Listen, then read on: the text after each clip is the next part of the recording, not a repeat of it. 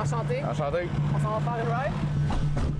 On patrouille, faire sûr qu'il se passe rien en ville, qu'il n'y ait pas de feu, les maisons, des incendies électriques. Puis on a d'autres équipes qui vont dans le bois, là, un peu plus loin, faire les feux de foyer sur le bord du chemin. Tu vas t'en souvenir toute ta vie, hein, de ce... Oui, ça va être un souvenir qui va rester marqué. Qui va toujours rester marqué, c'est sûr. Mais combien de kilomètres cette tranchée-là là, derrière nous? Les gens parlaient de 1,3 km. Donc, on a le lac qui nous protège sur 2 ou 3 faces. Le reste, c'est une partie boisée. Puis le travail de la Sopfeu, c'est ce qu'ils ont fait. Ils ont sécurisé la partie, on peut dire, à l'ouest de la ville. Ça fait maintenant 12 jours que les citoyens ici à Lebel-sur-Quévillon sont évacués. Ça représente un peu plus de 2000 personnes. On a eu un accès très restreint ce matin et c'est assez particulier, là, je dois vous avouer, lorsqu'on circule dans les rues, tout est vide, les parcs sont vides, les terrains de jeu sont vides.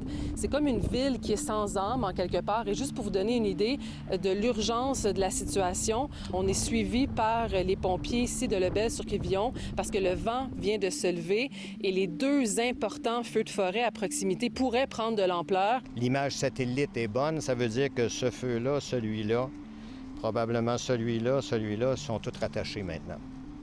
Ça, c'est pas bon signe, là. Ben c'est beaucoup de travail.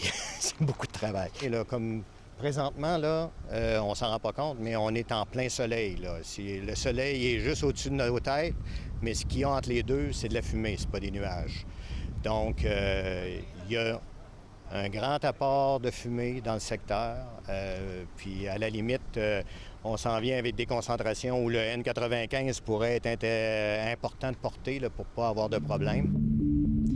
Ce qui inquiète énormément les autorités ici, c'est la situation avec l'usine Nordic Craft, tout juste à proximité de Lebel-sur-Quévillon. Le feu de 344 qui nous montrait, là, c'est plus que 2 fois la grosseur du lac Saint-Jean. Parce que le feu est tellement gros, on me l'a déjà dit, hein? Il y a des pompiers forestiers qui arrivent, là, puis ça se peut que ça y ait encore là cet automne.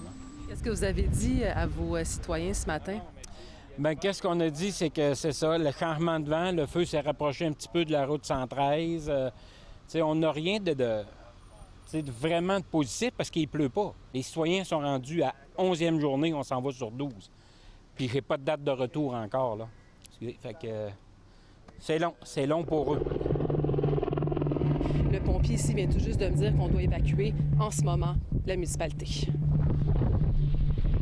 Donc, on vient tout juste de quitter Lebel-sur-Quévillon. On se trouve à une dizaine de kilomètres au nord de la municipalité. On voit clairement là, le feu de forêt qui se situe à proximité. Il y a une bonne nouvelle là-dedans, c'est qu'il y a du renfort qui arrive sur le terrain à partir de demain. Une centaine de pompiers américains s'ajoute à ça, une centaine de pompiers portugais.